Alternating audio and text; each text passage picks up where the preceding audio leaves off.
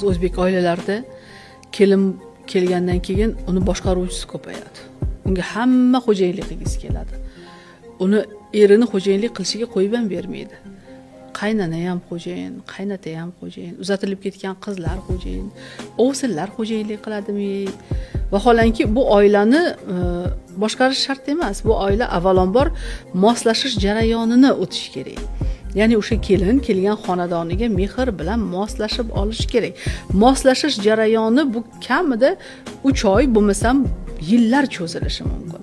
Mana shu paytda hamma bir tomon kelgan kelin go'yoki o'zini yolg'iz begonadek his qiladi. Bu tabiiy hol. Ana shu paytda hamma kelin tomon o'tish kerak. Ya'ni bu kelinni o'sha maqtab, chiroyli gapirib, uni qo'llab-quvvatlab, uni qandaydir o'sha xonadoniga bir mehr bilan qabul qilish kerak. Vaholanki to'ygacha juda katta va'dalar berishadi. Biz o'zimizni qizimizdek ko'ramiz deydi. Qizidek ko'rmaydi.